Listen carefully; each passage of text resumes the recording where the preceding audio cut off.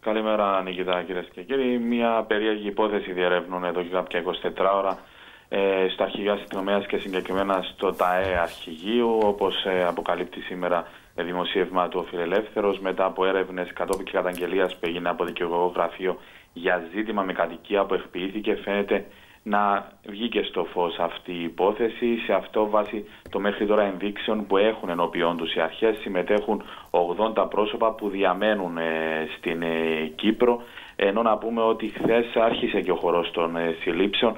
Στη βάση των πληροφοριών, οι αστυνομικοί του ΤΑΕ Αρχηγείου προχώρησαν στη σύλληψη ενός 62χρονου και μίας 43χρονης, ενώ φαίνεται να καταζητείται και πρόσωπο το οποίο, όπως θέλουν οι πληροφορίες, διαμένει στην Λεμεσό. Από τις αστυνομικές εξετάσεις προκύπτουν πως αυτά πρόσωπα, όπως είπες και εσύ, δρούν με δικό τους στρατικό κώδικα, δεν συμμορφώνονται, όπως αναφέρεται και στο δημοσίευμα, με υποχρεώσεις τους ως πολίτες της δημοκρατίας. Μάλιστα, κατακτίζουν έγγραφα χρησιμοποιώντας δικές τους σφραγίδες και τα παρουσιάζουν ως επίσημα για να πετύχουν τους σκοπούς τους.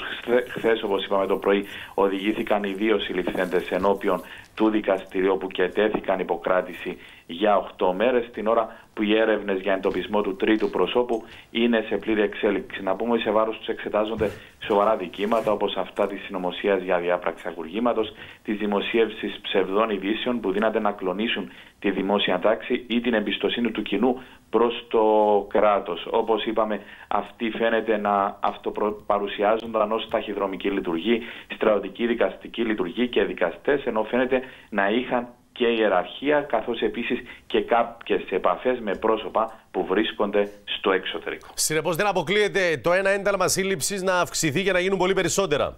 Ακριβώς, αφού σύμφωνα και με το δημοσίευμα οι αρχές θεωρούν ότι πρόκειται για ομάδα 80 ατόμων, δεν αποκλείεται τα εντάλματα να αυξηθούν τις επόμενες ώρες.